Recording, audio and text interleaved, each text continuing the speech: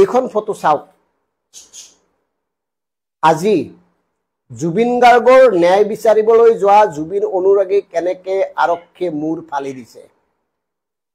এওঁলোকৰ এটাই দোষ আছিল যে জুবিন গাৰ্গৰ ন্যায় লাগে জুবিন গাৰ্গৰ হত্যাকাৰীসকলক আৰক্ষীয়ে গ্ৰেপ্তাৰ কৰিব লাগে আৰু এওঁলোকক মূৰ ফালি দিছে অথচ জুবিন গাৰ্গৰ হত্যাকাৰীসকলক এতিয়ালৈকে গ্ৰেপ্তাৰ কৰিব পৰা নাই অসমত গিজগিজাই থকা জুবিন গাৰ্গৰ পৰিকল্পিত হত্যাকাৰীসকলক গ্ৰেপ্তাৰ কৰিব নোৱাৰি কেৱল সাধাৰণ মানুহৰ ওপৰত ৰজা হোৱা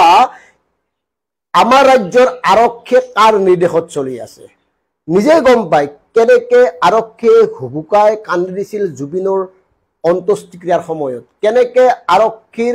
লোকে নিজকে নিয়ন্ত্ৰণ কৰি সকলোবোৰ কৰিবলগীয়া আছিল এই কথাবোৰ আমি দেখিছো অথচ তাৰ পিছত জুবিন গাৰ্গৰ ন্যায় বিচাৰিবলৈ যোৱা সাধাৰণ নাগৰিকক এনেকৈ নিৰ্যাতন কৰাটো কেনেকে গ্ৰহণযোগ্য হ'ব কক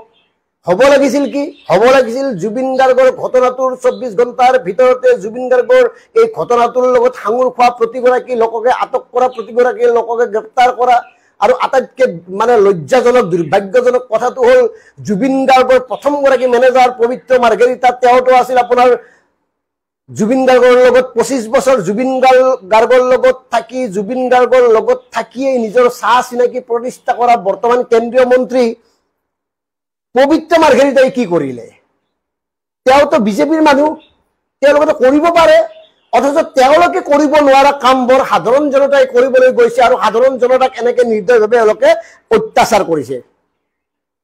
কিমান দুখ লগা কথা চাওক মানে আমি জুবিন গাৰ্গৰ নামত এহে পাম নেকি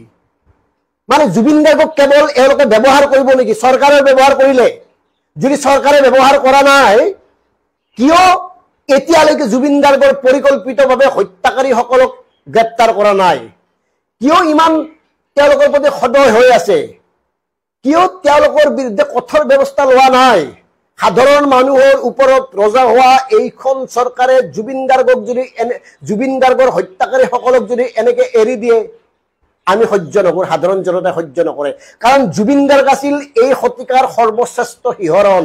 জুবিন গাৰ্গ আছিল এই